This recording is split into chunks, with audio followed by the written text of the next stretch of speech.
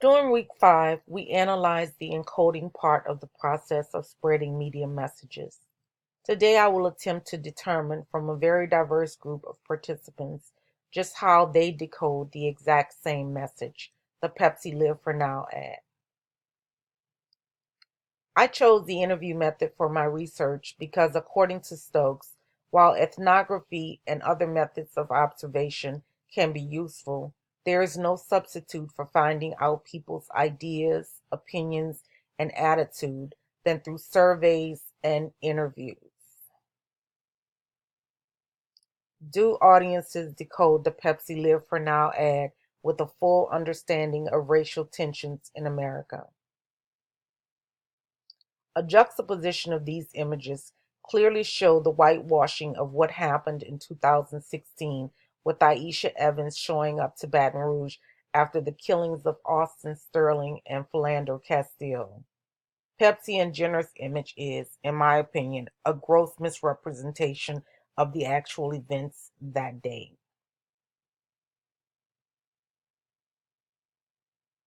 This is Sean, a 52-year-old racially ambiguous New Orleanian, often referred to as a Creole or mulatto, who herself has had a different experience with race than even I have, owing to the fact that in New Orleans there is a greater premium placed on lighter skinned people like her. Sean saw an attempt by Pepsi to show unity among races that included the hijabi woman, the Asian cellist, the dancing black kids, the white people present at the mock protests, and thought that Pepsi did a great job in paying homage to the movement and Aisha Evans' role in the Black Lives Matters protests. She also believes that Pepsi helped contribute to the way that people see race, and that is to not see race at all. She said that she understands why they wanted to stay neutral and appeal to multiple audiences without skewing the perception of either side, one over the other. Pepsi tried to humanize both sides. She feels like people always make things about race, and she can't understand what all the fuss was about.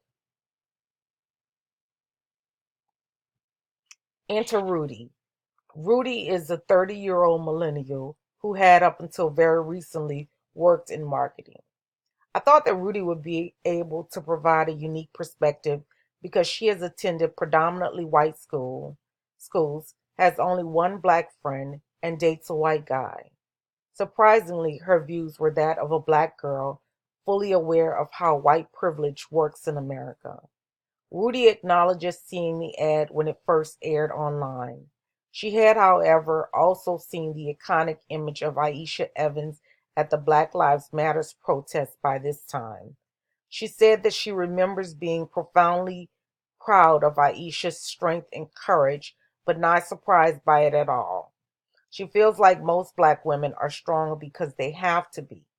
She said that she feels like Pepsi was completely tone deaf in their efforts to recapture the sentiment behind such an act of bravery simply for the sake of selling soda.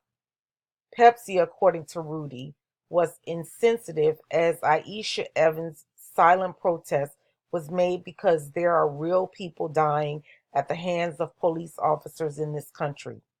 And though Pepsi does not need to tackle the complicated issue of racial tensions in America, they should have stayed far away from the subject rather than to try and appropriate a moment that meant so much to so many, particularly while casting a white woman in the lead role. However, it did not surprise Rudy because there are many media that are offensive to people of color and that completely ignores the urgent need to, at a minimum, acknowledge the reality of racism in America. It is crazy that companies like Pepsi feel like they have license to exclude or further alienate marginalized people and still get their support. She did not drink Pepsi before the ad and certainly does not drink it now. In terms of what is ethical when dealing with real people in research, Stokes advises in the text that we should never embarrass or humiliate the participant. Ivan preferred to not have his image included in this interview. I have respected that request. Meet Ivan, a 35-year-old urban marketing consultant. Ivan feels like Pepsi is not responsible for how individuals view race in America. Corporations are in the business to make money for shareholders, period, he insists. The creatives responsible for the Live for Now ad tried to appease a wide audience.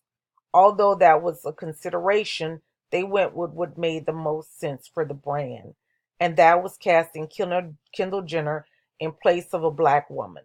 Since the Kardashian Jenner clan, specifically Kylie, Kendall, and of course Kim, have a combined total of nearly 500 million followers, it seemed like a no brainer. Despite the ad being pulled down, Pepsi still won, he believes, because the Kardashians shared the ad with their followers, to be sure, and Pepsi was able to get their brand in front of a half a billion eyeballs. And that's what he calls great marketing and great business sense. In closing, it is apparent that my feelings on the ad differed significantly from those of my interview participants. I decoded the meanings within the message as the mockery it was to the movement. I feel that if done correctly, a company can take a side, even on something as complex as racial tensions in America. Nike, for example, received critical and commercial acclaim for what they did with the Dream Crazy ad, even casting Colin Kaepernick as himself. It is apparent that Ivan was right in his assertion that what Pepsi did was to make a business decision rather than one of social responsibility. They squandered an opportunity to make a bold stand against police brutality and racial inequality in America. They dropped the ball. And as a longtime supporter of the brand, I was truly disappointed.